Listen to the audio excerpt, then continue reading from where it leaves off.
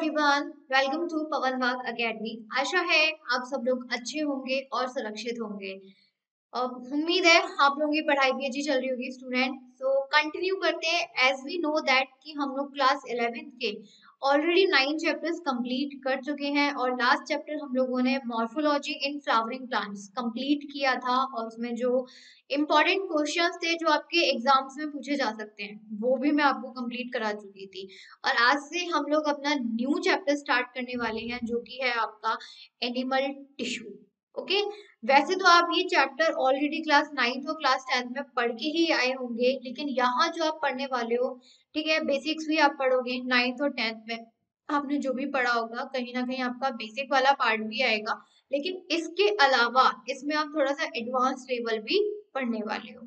सिर्फ और सिर्फ एनिमल टिश्यूज है, प्लांट टिश्यूज को हमें नहीं पढ़ना है, उसे ऑलरेडी हम लोग स्टार्टिंग में पढ़ चुके हैं। जितना भी चीजें थी हम लोगों ने एनाटॉमी पढ़ा था प्लांट्स में, तो प्लांट्स के साथ एनाटॉमी जब हम लोगों ने प्लांट्स में पढ़ा था तो कहीं ना कहीं हमने उसके टिश्यूज के बारे में भी पढ़ा ही था। इस चैप्टर में हम लोग सिर्फ और सिर्फ एनिमल टिश्यूज को डिस्कस करने वाले हैं। और एनिमल टिश्यूज अगर हम लोग देखिए, इसमें कोई मुझे एक्स्ट्रा बताने वाली बात तो है नहीं है कि what is the meaning of animal tissue, because all students know that what is animal tissues, right. Animals की बात करें तो जितने भी हमारे लिविंग ऑर्गेनिज्म हैं, चाहे फिर वो लोअर ऑर्गेनिज्म हो चाहे फिर वो हायर एनिमल्स हो।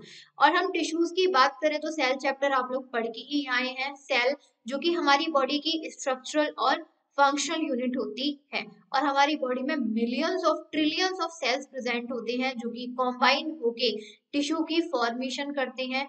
और जब हमारी बॉडी में बहुत सारे टिश्यूज प्रेजेंट होते हैं तो टिश्यूज से हमारा ऑर्गन्स की फॉर्मेशन होती है, ऑर्गन से ऑर्गन सिस्टम की फॉर्मेशन होती है, ऑर्गन सिस्टम से पूरी बॉडी स्ट्रक्चर तैयार हो जाता है। तो मेनली हम लोगों को जो डिस्कस करना है वो इस चैप्टर में वो टिश्यूज से रिलेटेड करना है। टिश्यूज क्या है? The group of cells, the group of similar cells which performs similar functions. ऐसे सेल्स जो कि सिमिलर है प्लस सिमिलर फंक्शन को परफॉर्म कर रहे हैं, मिल जाते हैं, ग्रुप कर लेते हैं, ग्रुपिंग कर लेते हैं, उसी को हम लोग बोलते हैं टिश्यूज। और एनिमल्स में नंबर ऑफ टिश्यूज प्रेजेंट होते हैं हमारी बॉडी के डिफरेंट फंक्शंस को परफॉर्म करने के लिए। So this is the whole meaning of this topic, animal tissue. Start करते हैं अब यहाँ पे।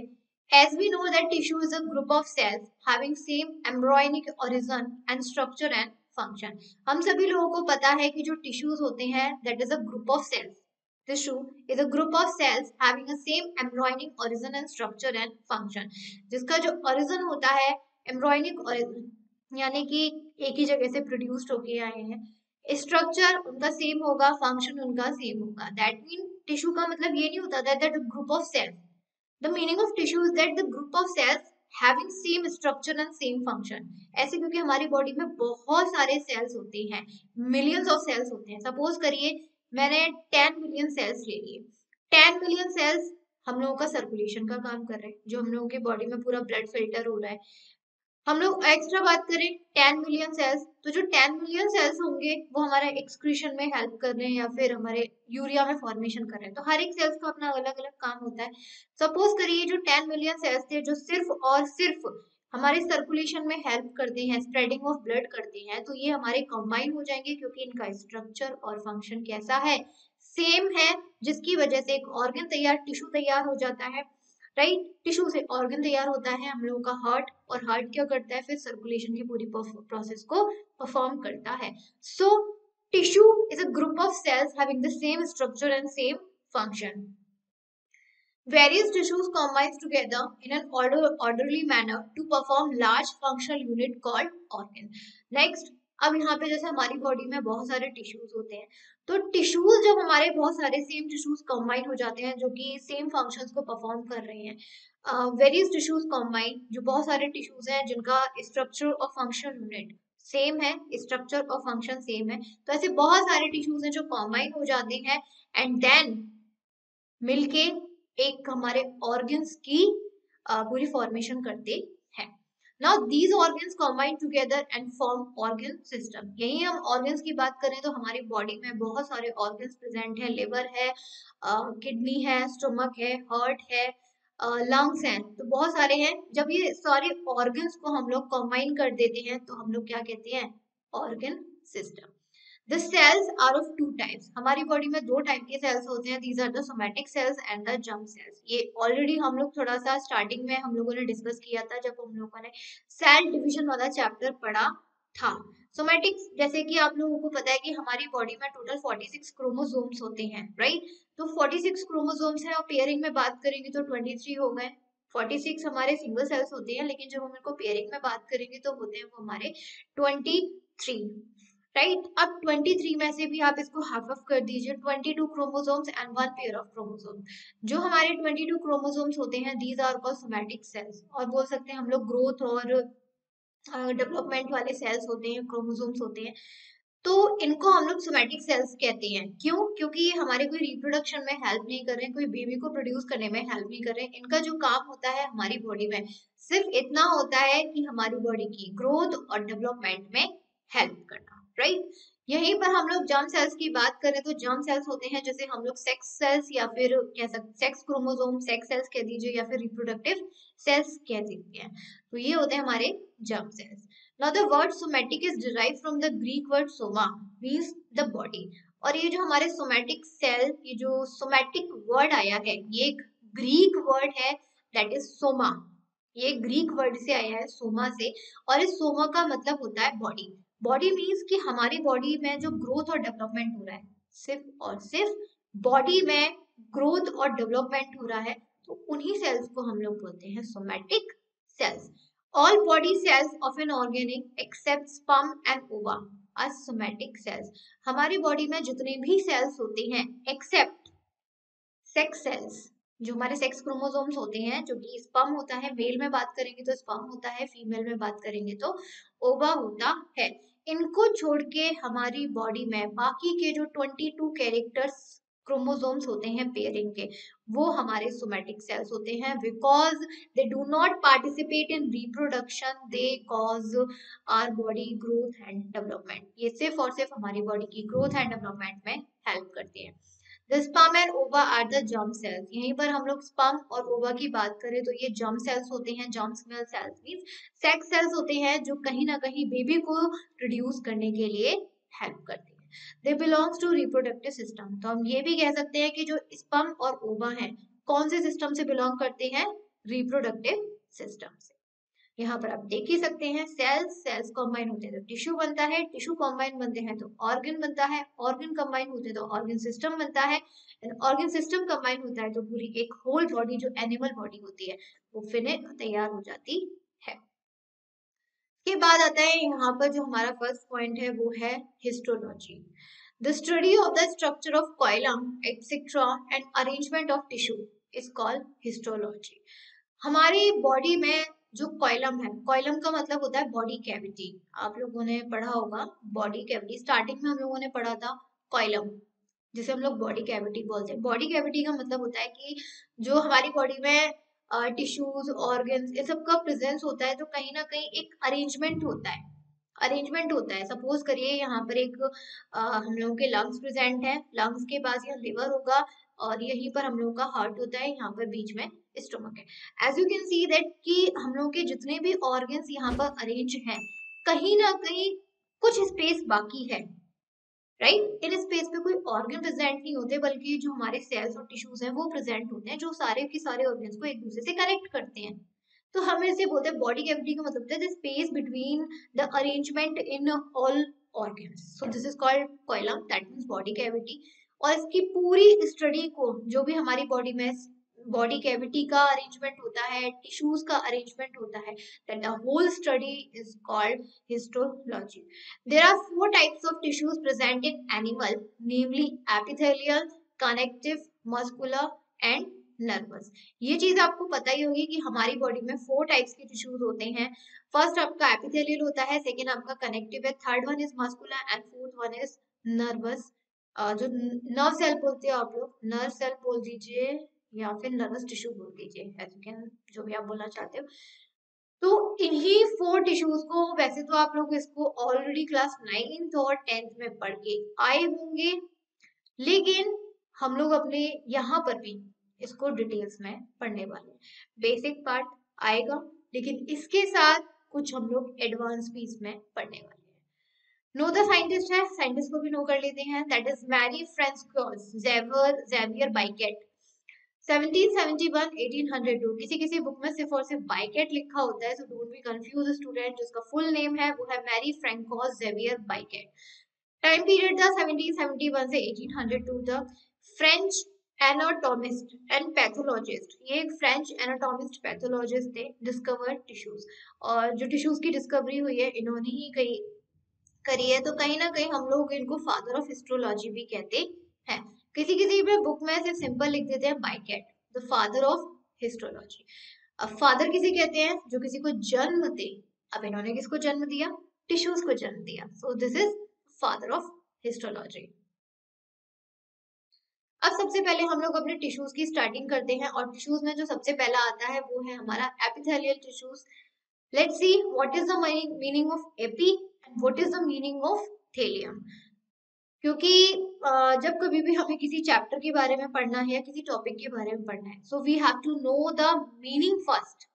उसका सबसे पहले मीनिंग पता होना चाहिए, then we will go forward. तो यहाँ पे देखिए टिश्यूज तो जान ही गए हैं, तो नेक्स्ट जो हमारा है एपिथेलियल है।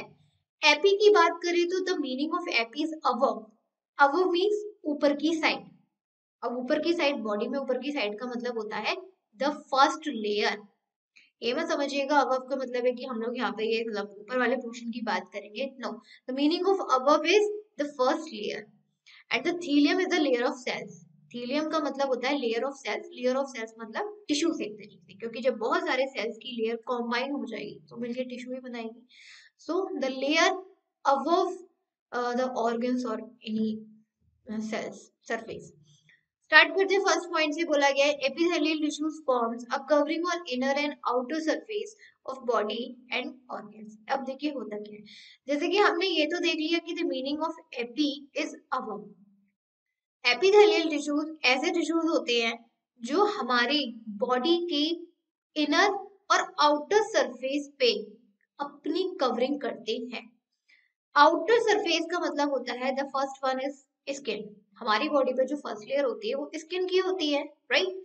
अब स्किन के जस्ट अंदर जो हमारे लेयर होती है जिन सेल्स की, या जिस कह सकते हैं जो टिश्यू की, वो हमारी एपिथेलियल टिश्यूज की होती है।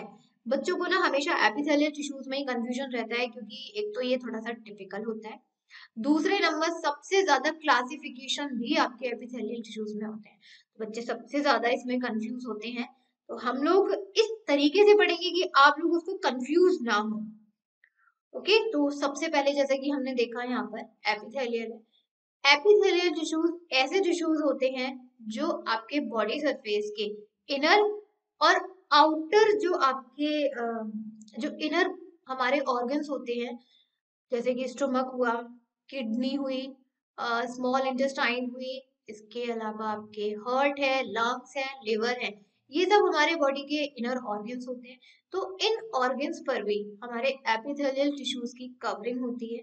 यही हम आउटर सरफेस की बात करें तो आउटर सरफेस का मतलब होता है जैसे जैसे हमारी बॉडी है, तो ये बॉडी क्या है, हमारी स्किन है सबसे पहली लेयर तो, और इस स्किन के अंदर जस्ट जो हमारी पहली लेयर आती है वो एपिथेलियल टिश्यूज की आती है। The cells of these tissues are compactly arranged with little intracellular matrix. अब इस टिश्यूज में ये जो एपिथेलियल टिश्यूज होते हैं, let's see this one is a tissue, so in tissues में क्या है, ये सेल्स का अरेंजमेंट होगा। भाई टिश्यू क्या है, द ग्रुपिंग ऑफ सेल्स, तो यहाँ पे इस टिश्यूज के अंदर सेल्स की ग्रुपिंग होगी। तो ये जो इसके अंदर जो सेल्स प्रेजेंट होते हैं वो कॉम्पैक्टली अरेंज्ड होते हैं। कॉम्पैक्टली अरेंज का मतलब है कि उनके बीच में जो स्पेस है वो बहुत ही कम होता है, और थोड़ा सा जो स्पेस होता है कहीं ना कहीं उसमें इंटरसेलुलर मैट्रिक्स की क्या है, प्रेजेंस होती है। Matrix that mean semi liquid. Matrix का जो मतलब है वो सेमी लिक्विड होता है, क्लियर। सेकेंड पॉइंट में बोला गया है the cells rest on non cellular basement membrane. अब ये जो सेल्स हैं हम लोगों के नॉन सेलुलर बेसमेंट मेम्ब्रेन में रेस्ट करते हैं। देखिए अब इसमें मतलब क्या बोला गया है कि that mean this is the epithelial tissues. Epithelial tissues में यहाँ क्या है, पूरे सेल्स का अरेंजमेंट प्रेजेंट है। तो सेल्स नीचे की साइड प्रेजेंट होते हैं और ऊपर पूरे सेल्स पर एक पूरे सेमी लिक्विड की कवरिंग होती है। तो एक तरीके से बेसमेंट मेम्ब्रेन बना रहे हैं। अब एपिथेलियल टिश्यूज के जो सेल्स होते हैं पॉलीगोनल होते हैं, cuboidal, columnar in shape. That mean इसमें 3 शेप हो सकती हैं, पॉलीगोनल भी हो सकते हैं, क्यूबॉइडल भी हो सकते हैं, कोलमनार भी हो सकती है। Single nucleus is present at the centre और एट द बेस। और यहाँ पर इनके सेल्स में यानी कि हर एक सेल्स में न्यूक्लियस की प्रेजेंस नहीं होती है। पूरे एपिथेलियल टिश्यूज में सिर्फ मिड सेंटर पर एक न्यूक्लियस प्रेजेंट होगा, बेस में नीचे की साइड, क्योंकि ऊपर तो पूरे सेमी लिक्विड की लेयर है तो उससे तो हमें कोई मतलब नहीं है। बेस में पूरे सारे सेल्स, चाहे इसमें 100 मिलियन सेल्स प्रेजेंट है, 100 मिलियन सेल्स मिलके एक टिश्यू बना रहे हैं, चाहे कितने भी टिश्यू बना रहे हैं, डजंट मैटर, उन सारे टिश्यूज के सेल्स में अलग अलग न्यूक्लियस नहीं होगा, बल्कि सेंटर में सिर्फ और सिर्फ एक ही न्यूक्लियस प्रेजेंट होगा। So this tissue is avascular. और ये जो टिश्यूज होते हैं एपिथेलियल टिश्यू अवस्कुलर होते हैं। वस्कुलर का मतलब होता है that is a good capacity of regeneration. Regeneration की हम लोग बात करें तो जो रीजनरेशन होता है, रीजनरेशन का मतलब है कि अगर कोई भी चीज, सपोज करिए दिस वन, मैंने कोई टिश्यू ले लिया या सेल ले लिया, सेल यहाँ से डैमेज हो गया है या फिर उसका कोई पार्ट डैमेज हो गया है। सपोज करिए कि सेल का कोई पार्ट डैमेज हो गया है, तो यहाँ पे क्या है, वो अपने इस डैमेज्ड पार्ट को तो रिमूव कर देगा। जब इसका डैमेज्ड पार्ट रिमूव हो जाएगा तो यहाँ पे जो डैमेज पार्ट रिमूव हो गया है, इतने पार्ट वो दोबारा से रीजनरेट कर देगा। रीजनरेशन आप लोगों ने असेक्सुअल मेथड में पढ़ा हुआ है। असेक्सुअल मेथड में क्या था कि अगर किसी ऑर्गेनिज्म का कोई भी पार्ट उसकी बॉडी से हट गया है, डिस्ट्रॉयड हो गया है, तो वही पार्ट उसका क्या हो जाता, दोबारा से आ जाता था, वापस आ जाता था। इसी को हम लोग रीजनरेट बोलते हैं। तो एपिथेलियल टिश्यूज में भी आपका यही होता है कि अगर किसी टिश्यूज में यहाँ पर कोई टिश्यू का कोई पार्ट डैमेज्ड हो गया है, तो उस डैमेज्ड पार्ट को अलग करके जितना, मतलब पूरा जो हमारा टिश्यू है जितना हम लोगों का वो खराब हुआ है, दोबारा से क्या हो जाता है, रीजनरेट हो जाता है। ये क्वेश्चन काफी इंपॉर्टेंट है। यहाँ से देखिए ये जो पॉइंट्स लिखे हुए हैं वैसे तो सारे ही इंपॉर्टेंट है, लेकिन इसमें से कुछ पॉइंट्स हैं जो बहुत ही ज्यादा इंपॉर्टेंट है and you have to learn them. So इसमें से एक जो मोस्ट इम्पॉर्टेंट है वो रीजनरेशन वाला है, क्योंकि एपिथेलियल टिश्यू ही शायद एक ऐसा, सारे 4 टिश्यूज में से एक ऐसा टिश्यू है जो कहीं ना कहीं रीजनरेशन की प्रोसेस को फॉलो करता है। Now the major function is protection and it also help in absorption, transportation, filtration and secretion. इसके मेजर फंक्शंस की बात करें तो जो मेजर फंक्शन है उसका प्रोटेक्शन, की कहीं ना कहीं हमारे ऑर्गन्स की आउटर कवरिंग बनाता है। और किसी भी कोई भी टिश्यू या कोई भी सेल किसी भी ऑर्गन की आउटर कवरिंग बना रहे हैं, तो आउटर कवरिंग का मतलब होता है कि वो प्रोटेक्शन का काम तो उन्हें करना ही करना है। तो मेजर फंक्शन तो प्रोटेक्शन है। इसके अलावा इसके जो अदर फंक्शंस होते हैं वो होते हैं इसमें एब्जॉर्प्शन के, ट्रांसपोर्टेशन के, फिल्ट्रेशन के एंड सिक्रीशन के। काफी सारे एंजाइम्स होते हैं, काफी सारे जूसेस होते हैं जो हमारी बॉडी में सेक्रीट होते हैं।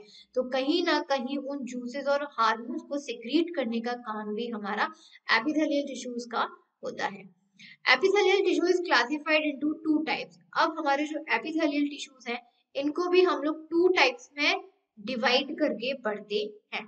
The first one is simple epithelium and the second one is compound epithelium. आप लोगों ने जब क्लास 9th और 10th में पढ़ा होगा तो 9th में आप लोगों ने सिंपल पढ़ ली होंगी, स्ट्रेटिफाइड पढ़ा होगा, आप लोगों ने कोलमनार पढ़ा होगा, ग्लैंडुलर पढ़ा होगा, ये आप लोगों ने डायरेक्ट पढ़ लिए थे। इनको हम पढ़ेंगे, बिल्कुल पढ़ेंगे, लेकिन जो मेन टाइप्स होते हैं एपिथेलियल के वो हमारे होते हैं, जो मेन टाइप्स होते हैं हम लोग एपिथेलियल के, वो आपके सिर्फ 2 ही होते हैं। The first one is simple epithelium and the second one is compound epithelium. तो उन्हीं को हम लोग डिस्कस करते हैं। फर्स्ट हम लोगों का है simple epithelium is a made up of single layer of cell. First of all आप लोगों को पता होना चाहिए कि जो हम लोगों की सिंपल एपिथेलियम है, जैसे आप लोग प्लांट टिश्यूज में पढ़ते थे, प्लांट टिश्यूज में आप लोगों ने 2 टाइप्स में पढ़ा हुआ था। एक तो आप लोगों ने पढ़े थे यहाँ पर पैरेन्काइमा वाले, पैरेन्काइमा वाले पढ़े थे। दूसरे आप लोगों ने कॉलेनकाइमा पढ़े थे, कॉलेनकाइमा के अलावा आप लोगों ने स्क्लेरेनकाइमा भी पढ़ी थी। पैरेन्काइमा टिश्यूज आप लोगों ने पढ़ा था, जो कि सिंगल टाइप्स के सेल से आप लोगों की फॉर्मेशन होती है। कॉलेनकाइमा और स्क्लेरेनकाइमा की बात करें तो जो हम लोगों के इसमें सेल्स की प्रेजेंट होती है वो डिफरेंट टाइप्स की होती है। कॉलेनकाइमा बात करें that made up of different types of cells, right. Collenchyma tissue is made up of different types of cells and sclerenchyma में भी आपके डिफरेंट टाइप्स के सेल्स थे। सेम एज इट इज यहाँ पर सिंगल, सिंपल और कंपाउंड आ जाता है। सिंपल की बात करेंगे तो सिंपल ऐसे टिश्यूज होते हैं जो सिर्फ और सिर्फ single layer of cells, that mean suppose करिए this one is a tissue, and tissues में जो सेल्स की लेयर होती है वो काफी सारी होती है, मे बी 4 भी हो सकती है, 5 भी हो सकती है, 6 भी हो सकती है, डजेंट मैटर। वो डिपेंड करता है कि जो टिश्यू का साइज कितना है, थिकनेस कितनी है। अब यहाँ पे सिंपल एपिथेलियम की बात करेंगे तो जो सिंपल एपिथेलियम है सिर्फ और सिर्फ सेल्स की एक लेयर होती है, और उस एक लेयर में जितने भी टाइप के सेल्स प्रेजेंट होंगे वो आपके सेम स्ट्रक्चर और सेम फंक्शन वाले होंगे। Simple epithelium is the tissue which is made up of a single layer of cells and having a same structure and same function. Same as it is next जो हम लोगों का होता है वो कंपाउंड एपिथेलियम होते हैं। Compound epithelium is made up of 2 or more layers of cells, that means suppose this one is a tissue and in this tissue there are the first layer of cells which is having a same structure and function। अब इसके ऊपर एक और sales की layer होगी और उन sales का जो स्ट्रक्चर और फंक्शन होगा वो क्या होगा, आप लोगों का डिफर होगा comparison to first layer. And the lowermost layer lies on basement membrane, और जो सबसे लोअर मोस्ट लेयर होती है वो बेसमेंट मेम्ब्रेन के जस्ट नीचे होती है। एक बार मैं आपको वो डायग्राम से दिखाती हूँ। This one is a tissue and इसकी जो फर्स्ट लेयर होती है लाइक दैट, तो इस फर्स्ट लेयर पे हम लोग की पूरा सेमी लिक्विड प्रेजेंट होता है जिसे हम लोग मैट्रिक्स बोलते हैं, और मैट्रिक्स के नीचे जस्ट जो हमारी लेयर होती है उसी को हम लोग बोल देते हैं बेसमेंट मेम्ब्रेन। अब इस बेसमेंट मेम्ब्रेन के भी जो हमारी सेल्स की पूरी लेयर बन रही है जिसे हम लोगों ने बेसमेंट मेम्ब्रेन कहा है, उसके जस्ट नीचे भी हमारे एक और सेल्स की लेयर होती है, वही होती है हमारी लोअर मोस्ट लेयर जो जस्ट हमारे बेसमेंट मेम्ब्रेन से लाई करती है।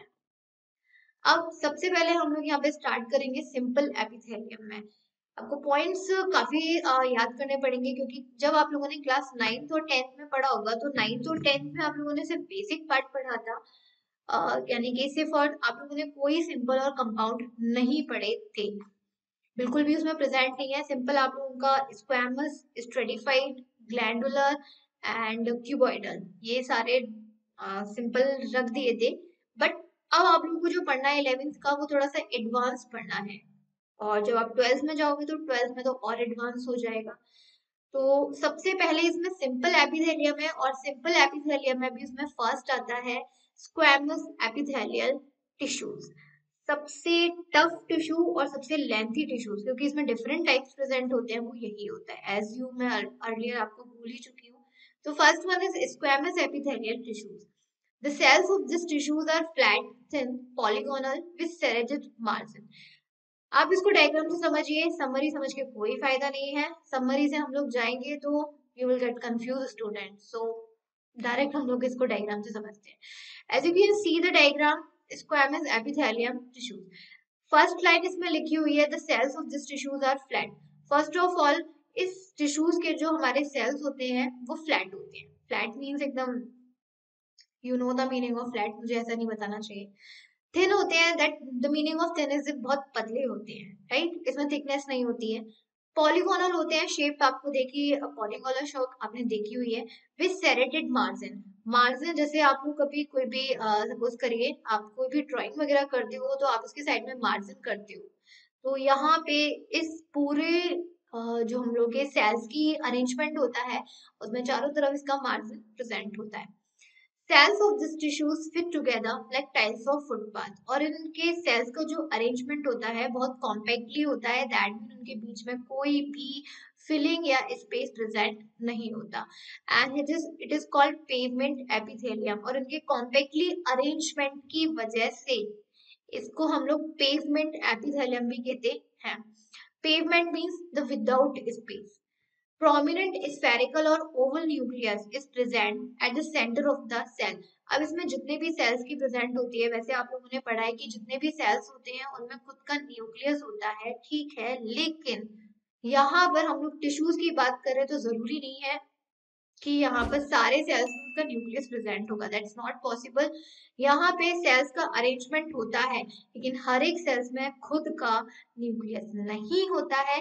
सिर्फ और सिर्फ एक बीच में यहाँ पर न्यूक्लियस की प्रेजेंस होगी, और न्यूक्लियस की जो शेप होती है वो भी यहाँ पर ओवल होती है, that means spherical. Now, function is the protection, absorption, transport, filtration and secretion। और इसका जो फंक्शन है सेम है, आप लोग जितने भी एपिथेलियम इसमें पढ़ोगे उनमें ज्यादातर जो फंक्शन होगा सब लोगों का सेम मिलेगा आप लोगों को, protection, absorption, transportation, filtration and secretion. It is found in blood vessels. First of all आपको जो इसमें याद करने वाली चीज है वो यही है कि कौन से एपिथेलियम टिश्यूज हमारे कौन से ऑर्गन्स की आउटर कवरिंग बनाते हैं। तो जो हमारे स्क्वेमस बनाते हैं वो बनाते हैं हमारे ब्लड वेसल्स में। 3 टाइप की ब्लड वेसल्स होती है हमारी, that is arteries, veins and capillaries. तो तीनों भी जो हमारी ब्लड वेसल्स होती है उन तीनों की वेजल्स पर, आर्टरीज, वीन्स और कैपिलरीज पर जो आउटर कवरिंग होगी वो हमारे स्क्वेमस एपिथेलियल टिश्यूज की होगी।